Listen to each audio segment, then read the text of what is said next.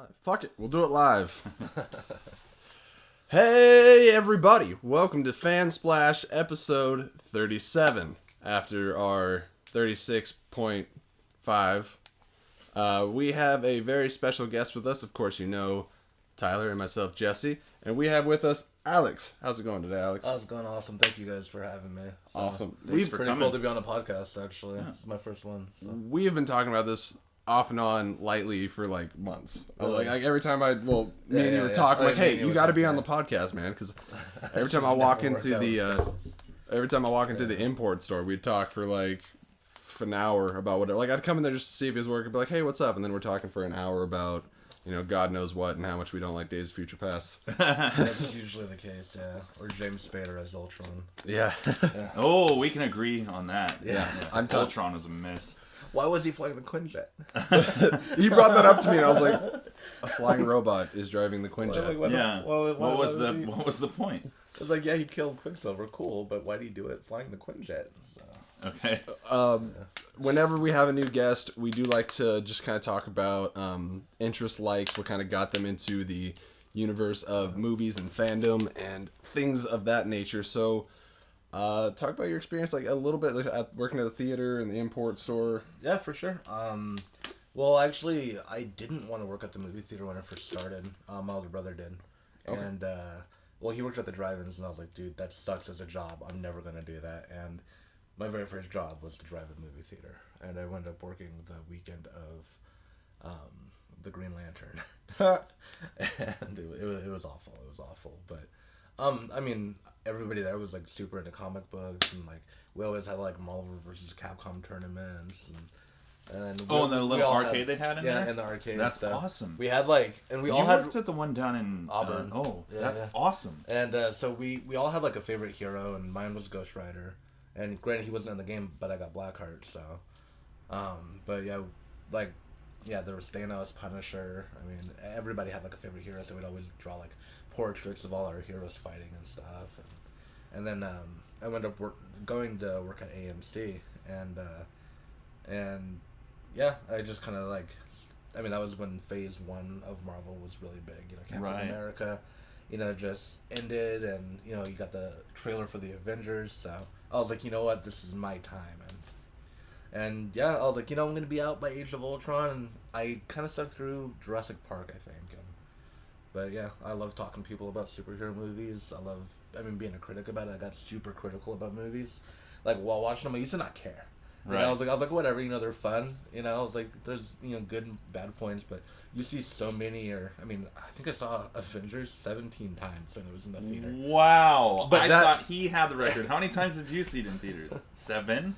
5. I saw Avengers 5 times. I saw Winter Soldier 6 times. Yeah, I saw Avengers 3 times before it actually came out to the public. But you worked in the theater at the time. I worked in the theater, yeah. So I got to see it like 3 days before it aired. I watched it twice when it leaked online before it hit theaters. Yeah, and so I got to see it 3 times in theater before it opened up to the public. And wow. And yeah, it totally pulled me in. I was like, yo, Marvel, you're doing an awesome job. Then Phase 2 happened.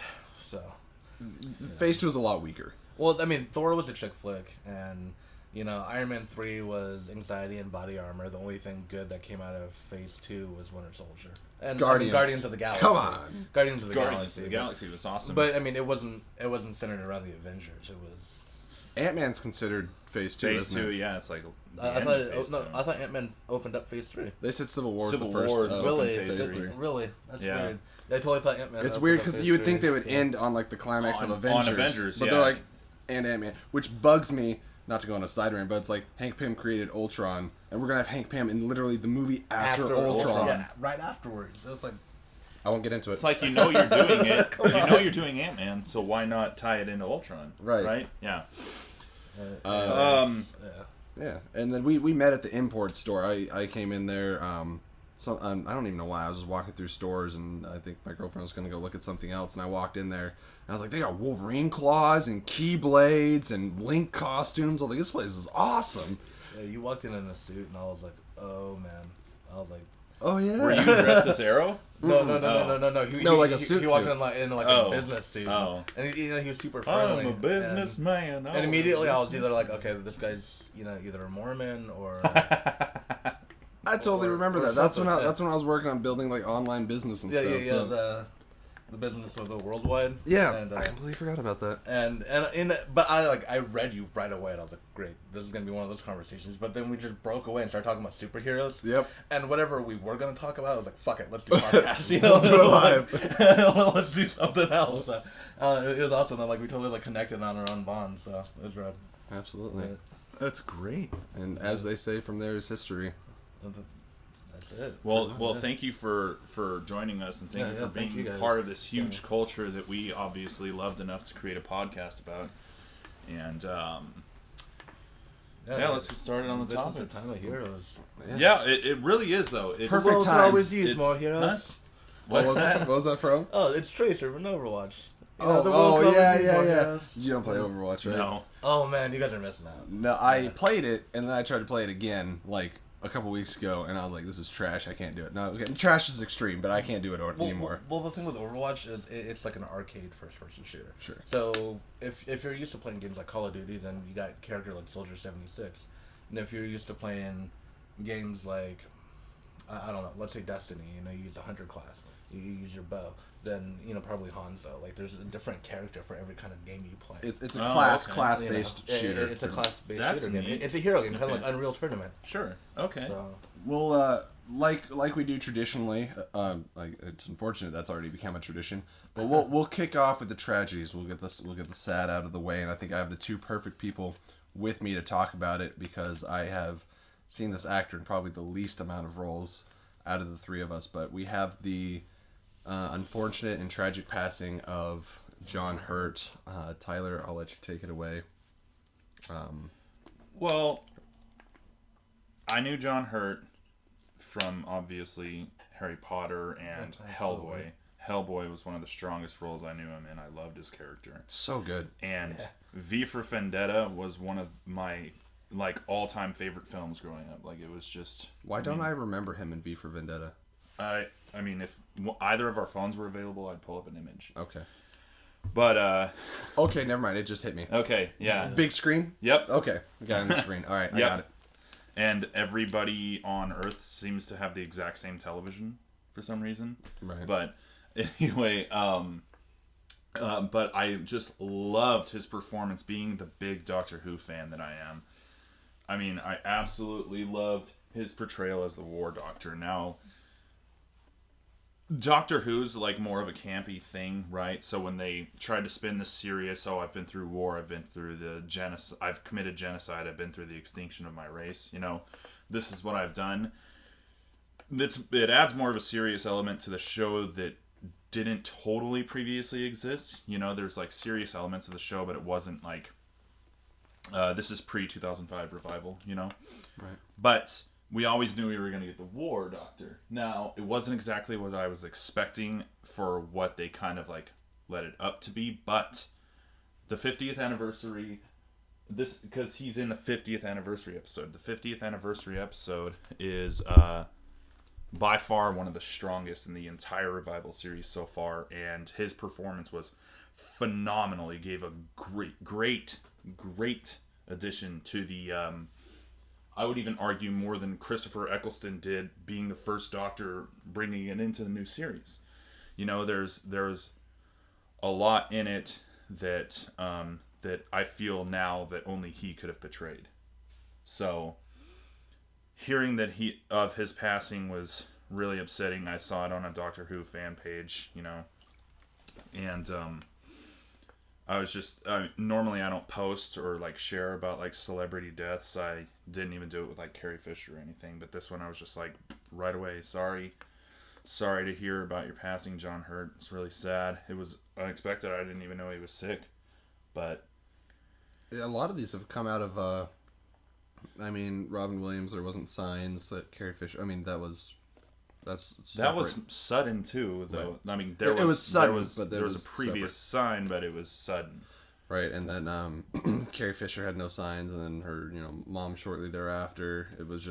It's David Bowie. I think we knew was sick, but it's been tough.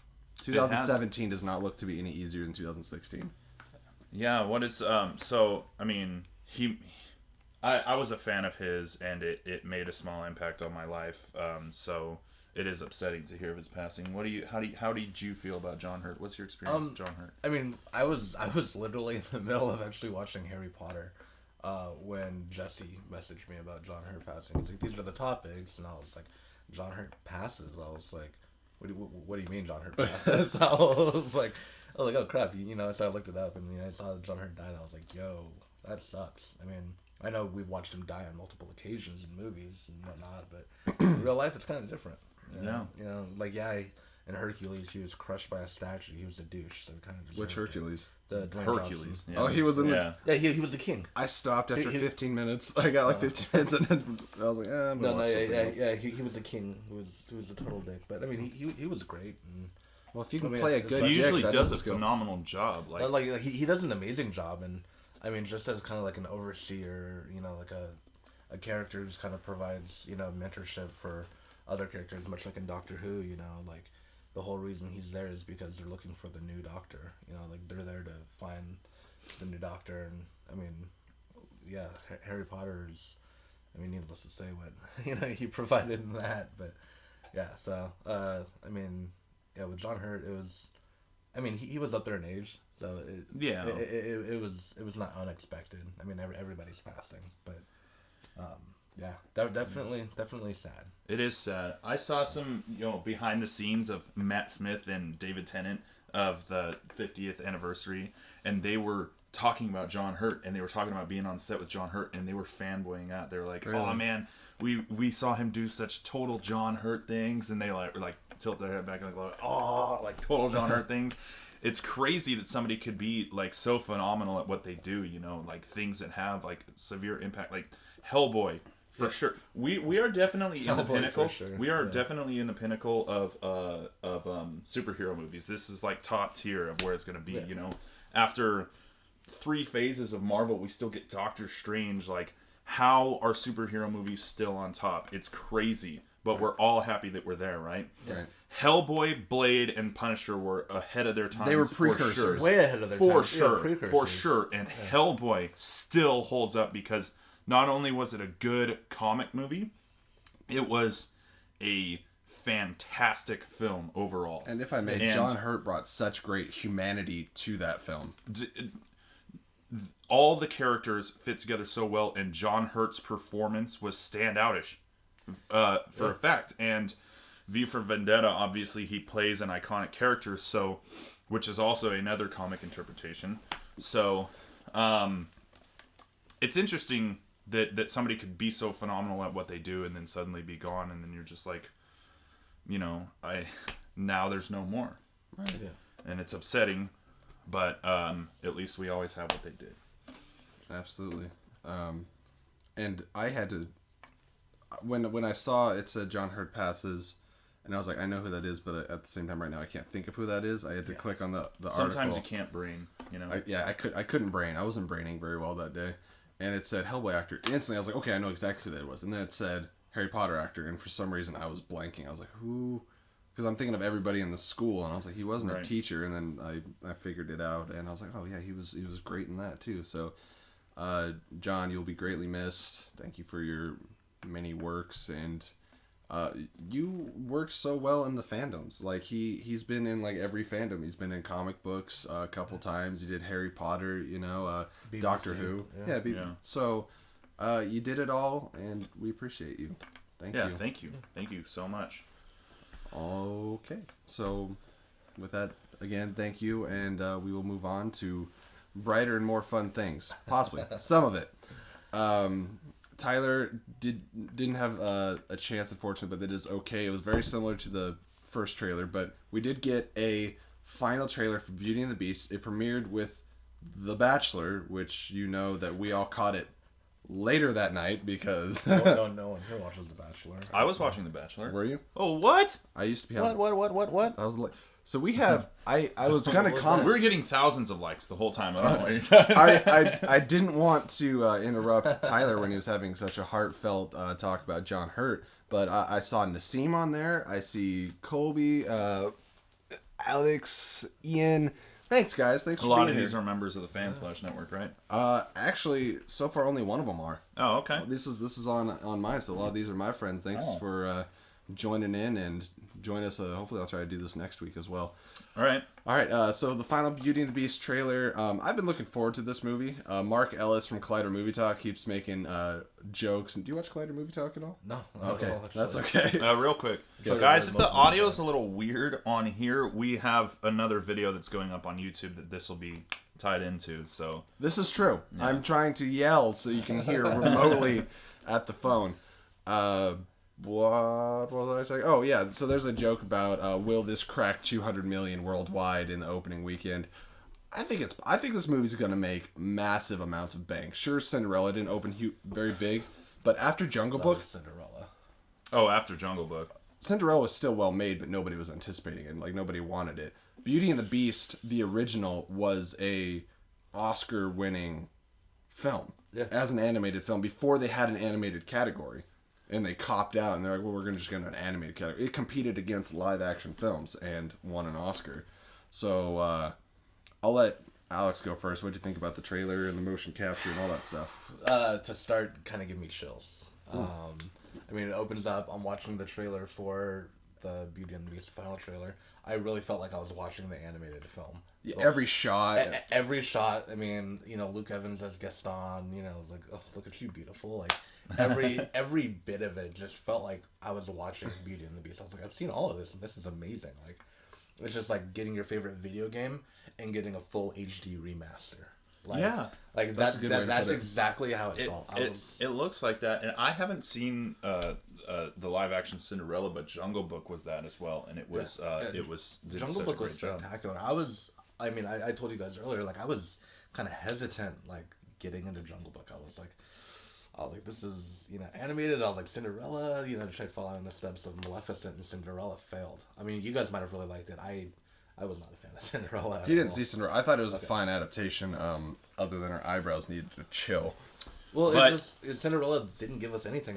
You didn't walk out feeling excited about watching Cinderella. I don't think that was ever going to happen. But it opened the door. But I think it really opened the door quite a bit. But I mean, Maleficent, I feel like gave us popped up. But Maleficent, I feel like gave us so much to work with, and I mean it gives such a high expectation for what Disney's live actions are going to be. And Angelina Jolie can be kind of hard to compete with. So I can understand Cinderella falling behind there, and then Jungle Book, I was hesitant. I was like, what are we going to get out of this? Now I'm excited for The Lion King. Right. I am John Favreau. I want to see what happens. Yeah, John Favreau's the one directing it. Now so there's some weird trailer circling around it. It looks like compiled clips of something else. Well, there's no real footage of it yet, is there? No. Okay, so I called the shit on that. I saw it popped up on Facebook, and someone's like, "Oh my god, so excited for this Lion King," and I can get mean. I'm gonna be honest. I get a little mean on Facebook. I try not to be, but when I catch stupidity, I call it out. And I'm pretty sure I said, "Hey, jackass, that's mostly a montage of Aslan from Narnia. Try again." Because, dude, I'm seeing stuff that looks like fucking Pride Rock or whatever it is, and like like, oh god, this looks massively underwhelming. They literally haven't even gotten cast. Yeah. Pre-production, nothing. Yeah, okay. No. It wouldn't make any sense for them to be that far along with it anyway. After, John Favreau was just announced as the director, here's fully CGI characters in action. No. See, until they announced Matthew Broderick as Simba, we're not getting a Lion King cast back yet. Oof. So, I'm just kidding. They can do Matthew Broderick. They still can. They can still do Jeremy Irons. They can still, Yeah. The only one they can't... Phenomenal. Nathan Lane. They just can't do... Jonathan Taylor Thomas. Yeah. Well, that'd be funny. Not really anymore, I don't think. But they could probably... I wonder if his voice has changed at all. Well, it's... the only person they can't do is James Earl Jones. Why not? I don't know. I don't know if... After watching Vader, you don't know. Yeah, it's because the vocal difference. The vocal difference is going to be such a mass stuff. Well, luckily Mufasa never sings. Beauty and the Beast. Well, true, but back to back to the topic at hand. Well, see, this is what it does, though. We're anticipating it because it opens up, more possibility for more live action, updated Disney classics. There's excitability in that. And Beauty and the Beast looks like it's going to be a great addition to that. And realistically, normally I don't like hope this out of like the live adaptions of like the Disney movies. I like how little the music was really involved, for instance, in Maleficent. But with Beauty and the Beast, I want the whole thing to be a musical. You know, it kind of has to be. It looks because fun. The montage or the songs. the mob song, the Gaston song. I mean, of course, Tale as Old as Time, like any of those. They are so much more iconic songs. Iconic songs. Yeah. Like every one. There's an entire soundtrack even to it. Belle. Yes. You know, like the opening song of the movie. Like all of those songs, I feel like could belong in the live action. And watching it, I mean, you have like every one of the characters placed. I mean, you've got Ian McKellen as Cogsworth, Ewan McGregor as Lumiere. I mean, so you got two amazing actors just as those two roles alone. And yeah, you have Emma Watson as Belle. So I mean, which a lot of people were kind of on her Barbie doll kind of looks like Justin Bieber. The Barbie doll's terrifying. It's interesting though because in Jungle Book they did the music a little different.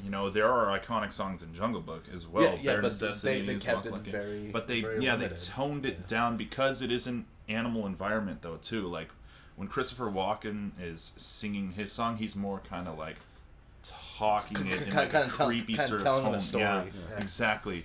And it's like rhythmic speech, kind of more than singing almost when he did it. Right, and so I understand why they did what they did in Jungle Book, and it works in Jungle Book. However, it would be interesting to see now kind of the full-fledged musical in a Disney classic. Would be phenomenal. It would be groundbreaking, I think, especially for a live action. It'd be like watching a stage play of Wicked, for sure, the first time.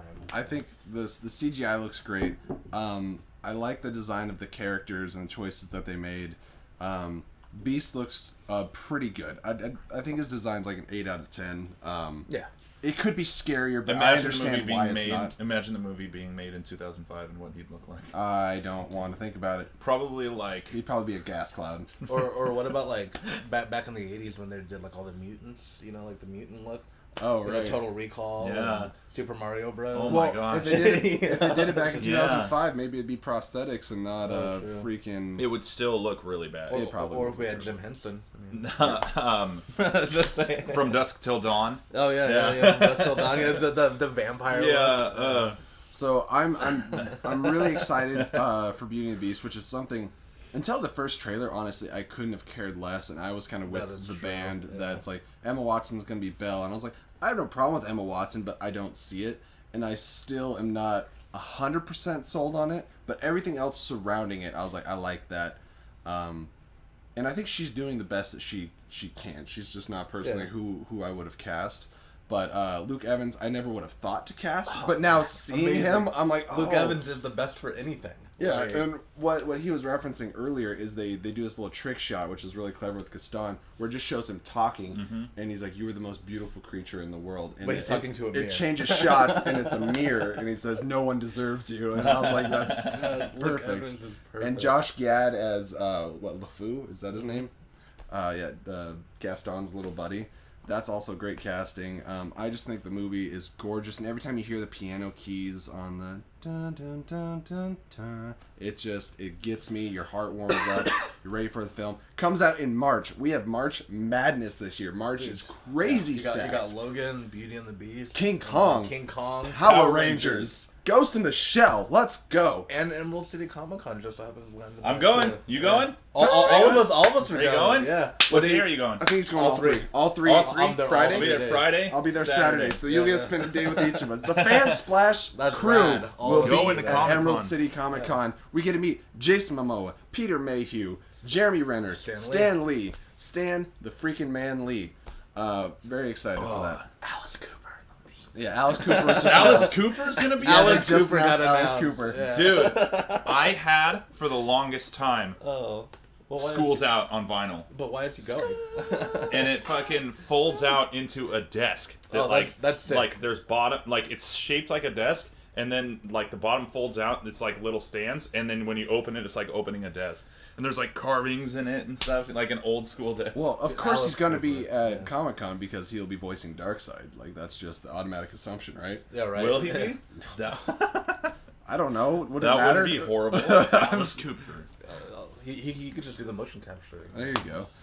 All right, so actually, good Darkseid, decent transition. I'll be a bit forced into DC. So we get Aquaman news. That is also, true. speaking of Jason Momoa, okay, that is a good transition. We were talking about Jason Momoa, so that's fair.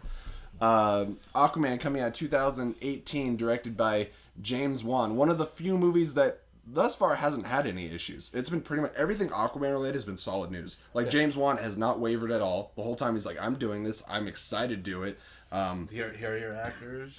Oh, they're constantly announcing. Jason Momoa. Patrick Wilson As Ocean Master. That is Patrick awesome. Wilson as Ocean Master. Yeah, that blew me away. I was not ready for that. But how It's dope is amazing, Patrick man. Wilson?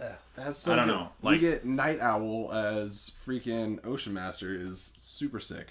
I'm a big Patrick Wilson fan, like all the way around. And Jason Momoa there's nobody that could be a better Aquaman in my eyes.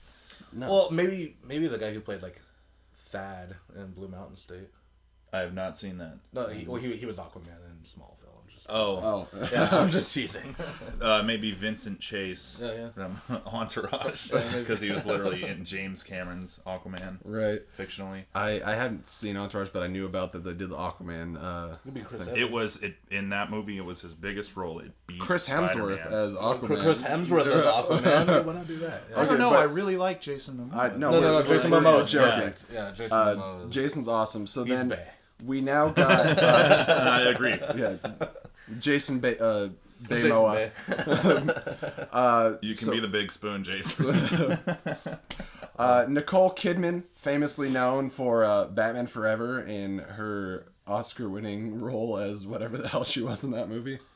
I don't remember what her name was. Nicole Kidman in Batman Forever. Yeah, in the one with the Riddler and Two-Face. Oh, She yeah. was the chick. Chase. Chase.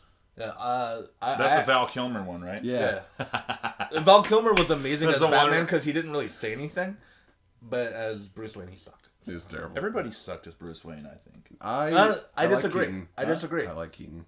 You like Keaton? I disagree with Keaton altogether. I think Clooney? I think Keaton was Clooney. As No, Bruce? Clooney was a as good Wayne. Bruce. He was an Yes. amazing Wayne. Terrible Batman. Oh. Amazing Wayne. George Horrible Clooney Batman. Was, Horrible Clooney Batman. was the perfect Bruce Wayne. I could not agree have with for- you. I mean, I the musk totally was agree all with you. there. Like the I class. totally see it. He was totally billionaire Bruce Wayne in my The eyes. only one who could have been better was Old Spice guy. But guys, if you want to get nuts, let's get nuts. Come on. I just think Michael Keaton now looks like more like of a refined kind person. of like a vulture. Yeah, but like a vulture. But no. but Calm back in the down. day, in the Tim Burton Batman ones, he was a weird looking guy. He looked like a Billy Crystal ripoff. And I is true. don't He had see quite the that. film. I don't And his see turtleneck. I'd be I okay don't with see Billy Bruce Crystal Wayne in as that. Batman. Billy Crystal's like 70 years old. Have fun Right storming now. the castle. It just sounds like Mike from Monsters Inc. Yeah. The whole time. All right. All right, so Nicole Kidman will be playing Aquaman's mother, and for those, I'm sure you know, Moulin Rouge was, I think, her best role. By the way. Atlanta. I'm trying to remember exactly what her name is. She is Atlantean based. She came on to land, and Lighthouse guy, who they're talking about today, possibly casting the guy that played Boba Fett to be the Aquaman's dad. yeah. So that's a quick way to tie those in. I have no opinion on the actor. He was Jango Fett, and that's all I know. Well, he was also a pirate. And You said Boba Fett, and now you're saying Jango Fett. I'm sorry, It's Jango Fett. Django. So, but actually, hang on. When they did the remasters or whatever for the original, they voiced They over had with Jango him. Fett be Boba Fett. Boom! Yes, they did. Mic drop. So I am still partially correct. He's the new Boba You were Fett. technically correct, As which you were is the saying. best kind of correct. And the most annoying kind of correct. As you're saying, Alex. Well, first off, I thought Boba Fett sucked. I'm probably like one of the only opinions in the world that will say that. Nope. I don't want a Boba Fett movie. I don't at want all. Boba Fett. Yeah, because Boba Fett had such a small role. Only thing Boba Fett would have been good for is if he went after Mace Windu for killing his dad. But Mace Windu already died. That would have been cool. Yeah, I'm with you. I'm not like a huge fan of Boba Fett, but I would like to see a Boba Fett movie. Like a Boba Fett movie could give some like solid ground to Boba Fett, where everything I believe was like totally made up. Marvel did 3 of them already. Boba Fett movies? Yeah, no, I'm talking about Iron Man.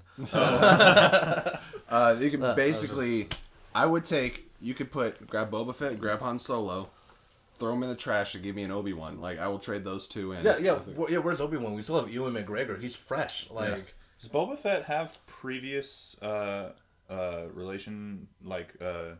ship with Han Solo? It's kind of unwritten ground. Like, it could be. Like, he could show up in Han Solo. Well, they should just do that in the Han Solo movie. Actually, you know what? They should, because he's the only one that when someone's like, they're like, Boba Fett, he's like, Boba Fett, like, it's like he really knows who Boba Fett is. I don't know. Agreed. That could be assuming a lot. Freaking Nicole Kidman, though. the topic at hand. This is the worst they've gone off topic in a while. I think... Well, yeah, we did. We talked about the Django possibly being the dad. So those two being the parents in the very small role. Well, I would assume it kind of depends if they only have the mom in a flashback or if she dies mid-movie. It depends on how they do it. She could have a small part or gonna die? Decent chunk. Well, the dad should die pretty quickly. I mean, yeah, I feel like the dad should die pretty quick. But I mean, Nicole Kidman as Elena. I mean. The mom is always there for the king. They should save it as a reason for him. Like, I feel like she could like be his counsel, kind of like, Martha and Superman. I think in Throne of Atlantis, either the animated movie or the comic or both, I don't remember. I think Orm or Ocean Master kills his mother to usurp the throne. Yeah, because he's a bastard. Yeah. How Ocean Master, I feel. I mean, you get some conjuring up in that bit. Well, they're both alive post Justice League, right? Is this going to take place after Justice League? We have no idea timeline, but because how does Aquaman have time to do shit if he's got to be Justice Leaguing? Well, I think this should. How can he Justice League if he is Atlantis? Well, it's because he protects the world from the waters.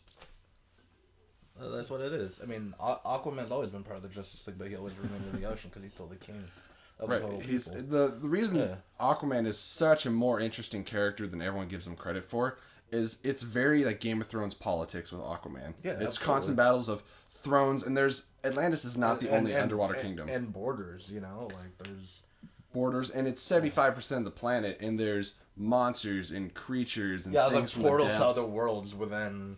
I mean, the ocean. And he's like Aquaman fought Dr. Fate underwater. That's badass. I want Dr. Fate really bad. Aquaman, and the other thing is, like, he can just about, it depends on how powerful they write Superman, but a lot of times he can go toe-to-toe with Superman because he spends so much time in, like, just the dense gravity and pressure of deep waters. Like, he can, flick a car away because he's used to so much pressure. He's the Goku of DC. And he's bulletproof, Bullets can't penetrate his skin because... Goku of DC. Well, he's fitting for it. And yeah. Other than kryptonite, what is Superman weak to? Magic. What is the freaking trident of Poseidon? Magic. Bitch. Greek magic. So Aquaman's savage. You can't tell me any different. So if you didn't already know, Aquaman's a beast. Now you know. Now you know. Also being added, I didn't write the name because I didn't want to butcher it and offend the actor. But we have Black Manta is coming to the Aquaman film. So we're going to have Ocean Master and Black Manta. I can't talk. Black Master. I also Black Master. Wow, have we got how times have changed. The tables have turned. I'm not sure how much comics you read, but I smell the Throne of Atlantis storyline for an origin Aquaman movie. Oh no, I feel like that's usually how they introduce Aquaman too. I mean, look at Young Justice, look at Justice League, look at was it the Flashpoint Paradox? I mean, instead of Black Manta, it just so happened to be Wonder Woman. But like, I mean, Aquaman's introductions are usually based around the Throne of Atlantis, and I feel like that's the best way to go about it. Well, because especially since they seem to be leaning towards a Flashpoint movie. Because instead of like bringing like this slower origin story about how they grow up and they're being introduced to all their powers, like F that, we want a war as an introduction. Well, you know, like that, and have him take his throne. Well, have him become a king. Yeah, give us a Lion King. We're getting more for Wonder Woman, and we haven't seen Aquaman before. Like, this is like a big introduction for a lot of people for Aquaman. Well, cinematically, Justice League will be, and then we don't have. It's not Spider-Man: Homecoming. We haven't got 2 previous origins of Aquaman, so they should go all out with it, and they should give us total origin with it. Like, so I don't know. They're like, oh, he talks to fish. I'm like, you know, that's always what people go back to. It's like Aquaman's not powerless out of the water. No, he just has his homies in the ocean. Yeah, he has fish, but he also has sharks, king whales, and the only thing is he's the current of the ocean is his bitch. Yeah, and people don't think about all the things that obviously we know in real life don't exist, but in Injustice, when he was coming to fight on land, he was riding 70-foot tall crustaceans with his trident. I was like, yeah, fuck with that. Yeah. I love the Robot Chicken DC specials. Yeah, because it's just funny. It is funny, but to me, even me, Aquaman was a joke until the New 52 and Injustice, which came out not that far apart. I feel like even Mermaid Man and Barnacle Boy. Yeah. No, I feel like even before that, a lot of people didn't give Aquaman that big of a break, but I feel like in the Justice League cartoon. Yeah, when he had the long hair and the hook hands. Yeah, just the one on Cartoon Network. That's where Aquaman was really beast. And he only showed up 5 episodes. People always forgot about that. They always went back to Super Friends Aquaman. That was so 40 years ago. Let it die. Yeah. I mean, we're in a new age. That is what they go straight back. We leave Adam West in the Adam West era. It's time to leave Aquaman back there. Yeah, this is new age Aquaman. I mean, we didn't leave Adam West and Burt Ward. You know what I mean? But I mean, people think of Robin. They go back to Burt Ward, but people think of Batman. They think of Christian Bale or. I mean, Batman Returns. Chris O'Donnell, I still think about you. I am not huge on the Dark Knight trilogy. Yeah. We are in that boat that we don't really like the Dark Knight trilogy. Oh, I don't give a shit about it either. I'm just saying, haters gonna hate. Haters gonna hate. Haters. Batfleck. I'm so bad. No, nobody says I'm 100% check. But no, I think Ben Affleck as Batman is an amazing role.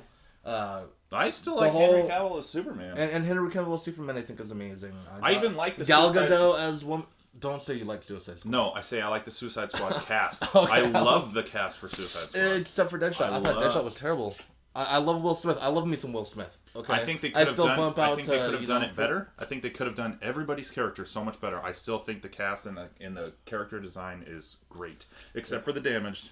No, this is bad. Yeah, but I mean,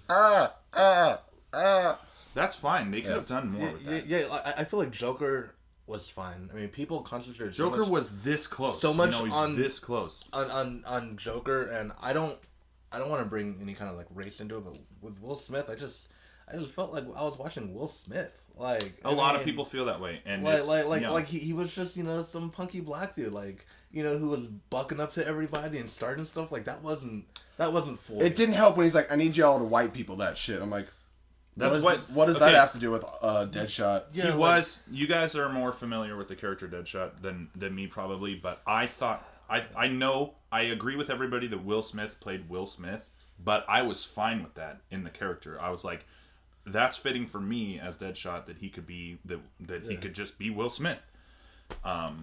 But you're not wrong. I do agree that he was, totally. I just feel like as the leader of the Suicide Squad, they should have given us, Deadshot.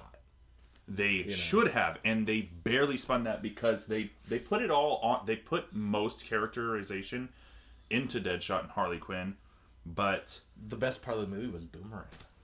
Yeah, I love Captain Boomerang. I love Boomerang. Diablo was good, and Jai Courtney nobody gives credit to for anything because he usually sucks. We'll see him in Flash, but totally, yeah. But Jai Courtney as Captain Boomerang was, it was particular. He was the most spot on, and even to date with let's say the Flash TV show, he has all his speed villains and Grodd and everybody.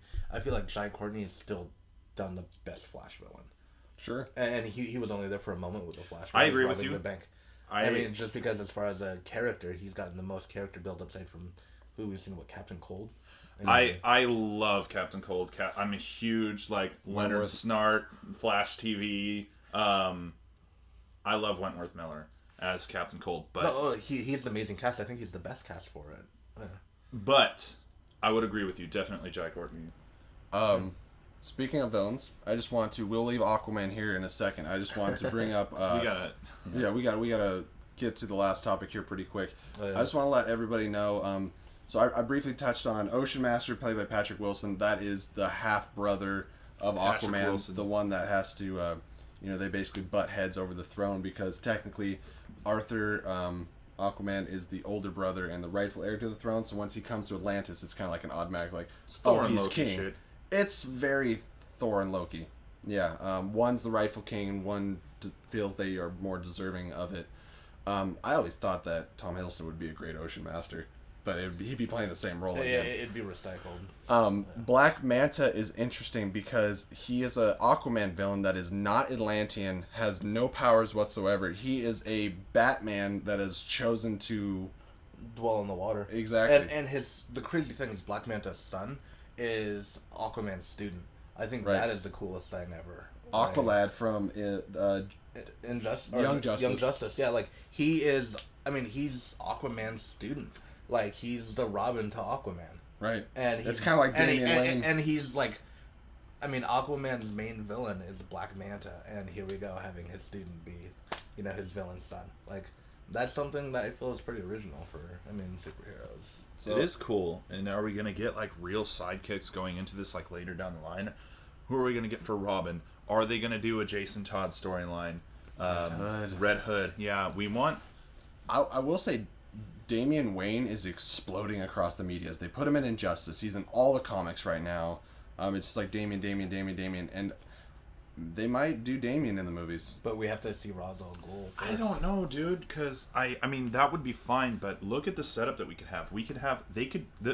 Warner Brothers, if you're listening, you could make money off of this because you can have a Nightwing spinoff movie. Oh, absolutely. Dick Grayson is Nightwing. Yeah. Jason Todd is dead. You get a Red Hood movie with like Batman 2 or something. And then Tim Drake in a Teen Titans movie. Tim Drake in Batman. He's in the Jason Todd movie, and you get a Teen Titans movie because we already have a Deathstroke. And then you do the and we have Deathstroke. We already have Deathstroke. And then you do the Son of Batman storyline after that. Boom! Based on Robin's alone, and then I just that gave you 6 spins movies. into Batman Beyond. I'm kidding. Right? Yeah. But don't mess up. Don't go Arrow and mess up Speedy. Don't go.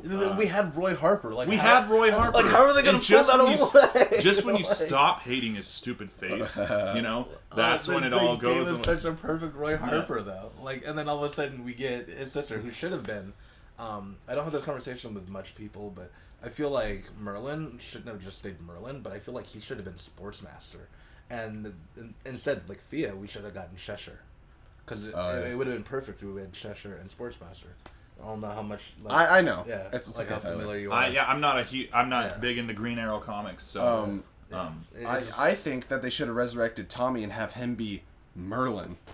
That would have been better because Tommy would have been so cool, but he was too cool. I love Captain Jack, but he was angry, and I love the Lazarus Pit fucks you up. That is true, but he didn't die angry. Did Thea die angry? No. Well, she was fighting. I was Ra's al Ghul killed her. She was fighting. I was about to say the dumbest thing. I was gonna say, did Jason Todd die angry? Yeah, beaten with a crowbar. I'd say so. You're pretty pissed off. Killed like a dog. I don't know. Like, they should have had him become Merlin because I like John Barrowman and his other roles, but John Barrowman could have been Sportsmaster perfectly, though. Dude. Yeah. I hate Malcolm Merlin. I hate John Barrowman's performance as Malcolm Merlin. I cannot stand it. And this Legion of Doom with Damien Dark, I barely liked in Arrow. But the actor is so perfect. He's good. He's great. He's great. Alongside Malcolm Merlin, them as the dastardly duo is bullshit. Merlin sucks. Thawne though, when Flash comes back into it, like it's or like Reverse Flash, it's Bard in there. Yeah, dude, it is. We need more. We need more in the Legion of Doom. We need more villains. So, speaking of which, I apologize. They need Slade to come back. That I didn't do Flash this week. So many things going on. I'm sorry. I'll get to it. I I know you guys didn't hear me, but I'm promising I will get to Flash. What was the guy that played Deathstroke in Arrow? Manu Bennett. Is it Manu or Manow? Manow. I don't know. It doesn't matter. But he refuses to come back, right? Yeah, because they punched him in the dick in season 3. Was it season 3? Yeah, season 3 when they brought him back for a second and then just kept him killed off in the series. Oliver and Thea went to the island and kicked his ass and then left him there. And I was like, oh, so he's Slade whatever, Wilson, dude. Arrow's #1 villain though. Arrow's #1 villain. We got add him to the Legion of Doom. Dude, they should pitch that. It's like you don't have to go back to Arrow. They brought back. Well, they brought. This back is Legends of Deathstroke. Tomorrow. They brought back Deathstroke. before it went no voice, crossover. but there was no voice. It was just attacking. Yep. Dude, no. I know. I saw it. We all saw it. Anyway, let's go back to topic. Back to tragedy. If you do Aqualad, don't ruin the sidekick. There's so much you could do with sidekicks that is not being done. Don't give us Jaden Smith. Aqualad's like almost cooler than Black Manta. It's one of the few times where even though he's not Black Manta's sidekick, but like he like outcools his dad, which is kind of, it's not like Damian outcools He Batman. really does though. Like Aqualad, I feel like, deserves his own place within the Justice League. Sorry for all the Arrow and Flash and Legends spoilers, by the way. Oh, yeah. So if you don't watch the CW show, if you don't watch it, I imagine you don't care, and if you do watch it, so you're probably caught up. You'll find out. Okay, so we're getting to the last fucking topic. All right, guys. So we've had concerns. Yes. There's been a lot of talk ever since one of the biggest news drops for DC, and also one of the most expected ones, is Ben Affleck is directing Batman, and we're like, praise Jesus, hallelujah. The powers have combined. Everything's gonna be okay. The stars have aligned. Yeah, thank you. The stars have aligned. Powers combined is Captain Planet. Exactly. Everything's Don Cheadle. Yeah. Did you ever see the Funny or Die skits? Yeah. The best. Okay. Tree, you're a tree. Okay. Anyways, Heart. we were so excited. That's the best thing to come out of Don Cheadle, by the way. Probably. Because and Rush Hour 2. Rush Hour 2. Was he in Rush Hour 2? I don't remember. Small part. So Ben Affleck was gonna be Brett Ratner. Rush Hour 1, 2, and 3. Your favorite director. Man, he did Hercules and X-Men 3. Until that guy proves to me that he can do nice guys like Shane Black did, I don't forgive him. Rush Hour 1, 2, 3. Okay. He ain't gonna be in Rush Hour 3. No, but I'm saying after this. Freaking Ben Affleck's not gonna be the director of Batman anymore. Oh no! As It's upsetting, but what have we heard so far about this? But it could give the movie more heart because he's actually able to concentrate, like we were talking about before. We were talking about this everything on the ride else a little he's bit. doing, yeah. So he said that he realized that he can't do all three and give the movie the attention and everything that it needs, It still sounds like his baby, though. Like, the way he was talking about it, like, he wants to write, produce. He's like, I'm still very much into this, but, like, I also need to be 100% into the role. He's writing it, too, with Jeff Johns, who... Fucking Jeff Johns, yeah! Well, guess what? If the director... or like some Warner Brothers executive like starts coming up like, what if we, and then they'll have Jeff Johns and Batfleck to be like, how about this is my How about you movie. don't? Yeah, how about you don't do that? It's like, I already stopped directing. You want me to leave altogether? Yeah. And I'm like, they haven't had like an... Well, actually, I think Patty Jenkins for Wonder Woman is an Oscar-nominated director for Monster with Charlize Theron. Yeah. And I don't remember who else. But anyway, this comes out after... Okay, never mind. Keep going. Me? Okay, No. okay. Well, so yeah, I think he's got a lot of leverage, and I think, as disappointing as it is, it makes sense and ultimately could be the better choice. Bring in somebody to work with Affleck. And he said, like, the way he didn't use these words, but it made it sound like I want a co-director, or I need somebody that I can like work alongside, but can take over when I'm working on, being Batman, doing the writing and all that stuff. And I think that's a really good idea. Kevin Smith. That's kind of awesome, but I don't know what Kevin Smith would do with a $200 million movie. I mean, Dogma was fine, but it wasn't a $200 million movie. No, and I think Kevin Smith has said that. What did we think Kevin John Smith does John work really Favreau well was with going to Ben do with Iron Affleck. Man? I mean, that's true. Or that's a good point. Or the Russo brothers who had done Community and You, Me, and Dupree. It's like, these guys are going to do Captain America, and we're like, yeah, exactly. No. But the Russo brothers pulled it off. Or James Gunn, not that these are bad movies, but they're the smaller Slither, Super, and... Speaking of Captain America, that's awesome. That's the score. Or no, is that Avengers? Oh, that's Avengers. That's Avengers. If you have to Captain take America. that, go ahead. No, it was the call from like a 180-127. Oh, okay. How dare you? You have interrupted my podcast! I think it's gonna be okay, guys. What do you guys think?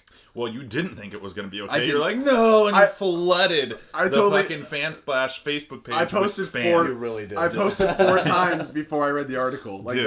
it was really bad. And I what did I say? I said, I should read the article before I start an uproar about it. Everybody except Jesse. Pause.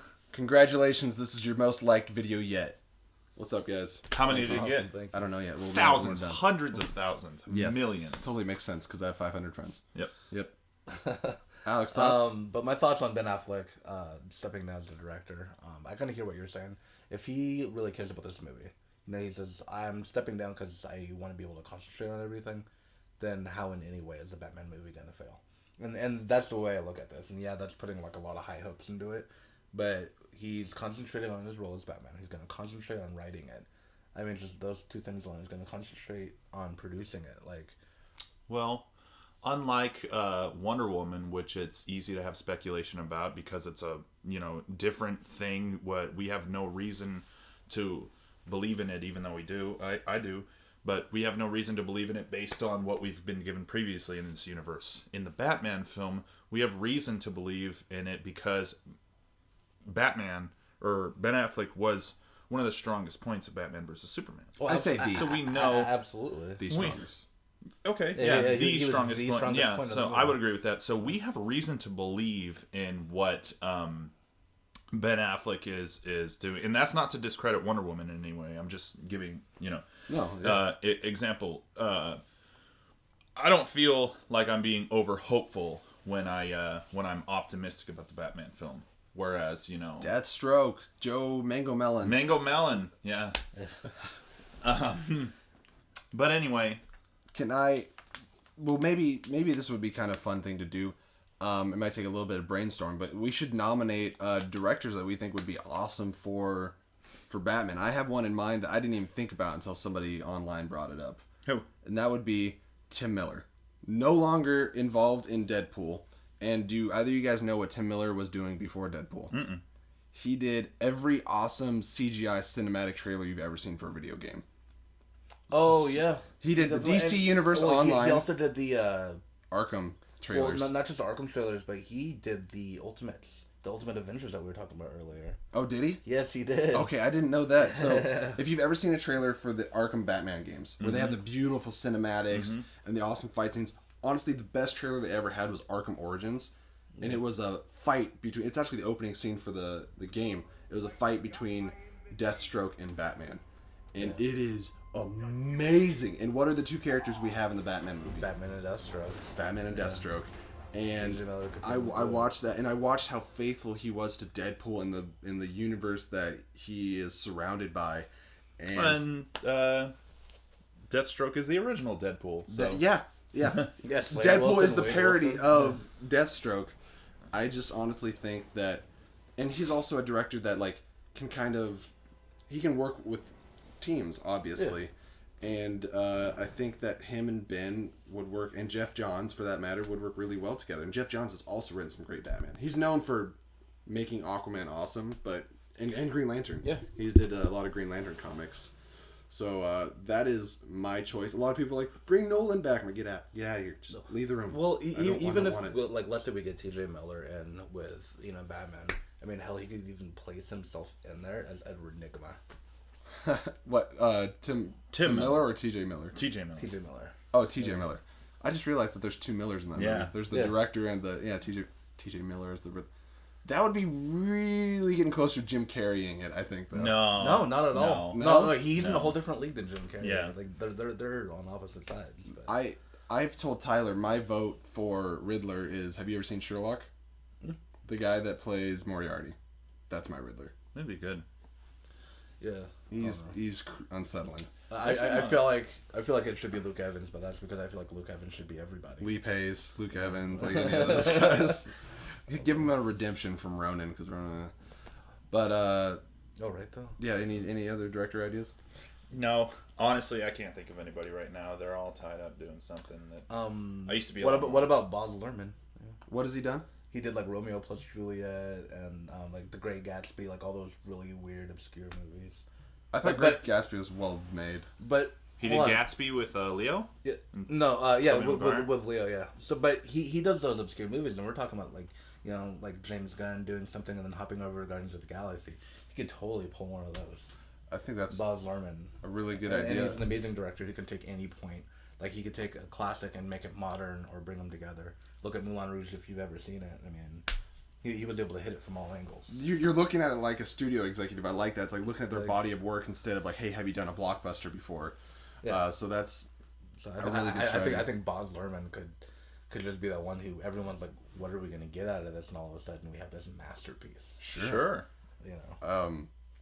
One other suggestion, and I don't know how BS this article was, but there was an article of like 5 potential directors that apparently are in talks, and I was like, I don't think that would be common knowledge, but regardless, I still picked one out of that list. That's just somebody on Rotten Tomatoes making a list. It's got to be pure BS, just clickbait. But Gavin O'Connor, who did The Accountant with Ben Affleck. Okay. I know he's done some other movies that I think he did The Wrestler. It might have been The Wrestler with Mickey Rourke, or The Fighter. It was one of those two. Yeah. I'm not sure. But anyways, Gavin O'Connor's a really good director. He does action well. He's worked with Ben well. I think they wanted to do An Accountant too. I love the film. And I honestly think he just needs a director that can kind of just keep pace and fill in the blanks. I think it's still going to be very much just like Deadpool's Ryan Reynolds, baby. This is going to be Batfleck's baby. Absolutely. And I'm still looking forward to it. So after calming down, I think we're going to be okay. Any final thoughts on the Batman film? Nope, just still looking very much forward to it. All right. Well, thanks. I see a couple more people joined at the last minute. Sorry you missed it, but we're going to have it on YouTube here in a couple days. So thanks, Aunt Liz. Thanks, Min. Good to see you guys on there. Thanks for stopping by. Leave a like. Because this is live, let's tell them where they can find us, and then you'll also see it on the YouTube video. You could follow us on Twitter at TheFansplash. If you want to see our YouTube videos, just search Fansplash and they'll come up. The channel is Fansplash. You can listen to us on the go at soundcloud.com/Fansplash. We have an open Facebook network, and that is the Fansplash Network. Am I missing anything? Instagram is fan_splash_podcast. I already said YouTube. Oh, I'm sorry. So, boom. Underscore. So, why am I doing this? I think that's it. But, don't forget the dab. Are we doing some Doctor Strange sorcery? There we go. Or Naruto jutsus. Oh my God. Dormammu. Do you watch Magicians? No. We gotta wrap this up, guys. All right. Thanks for joining us. Thanks for being our guest. Thanks a whole lot. Thank you guys for having me. Oh, how appropriate. Guest. All right. May the film be with you, and we'll see you guys next time. I already said may the film be with you. Bye, guys. Bye. Live long. Oh, nice. Yeah. Nice. You brought that in there. Awesome. Hey, everybody. Thanks for watching. Hope you enjoyed it, and keep an eye and an ear out for exciting new content. Be sure to follow us on all the social media sites. Twitter is at TheFansplash. YouTube, just search Fansplash. We've got an open Facebook network, Fansplash Network.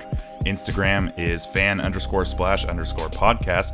SoundCloud.com/Fansplash. You can email us, thefansplash@gmail.com, and Reddit at r/Fansplash. Title and end credit songs written by Jacob Hall. See you next time. May the film be with you. Always.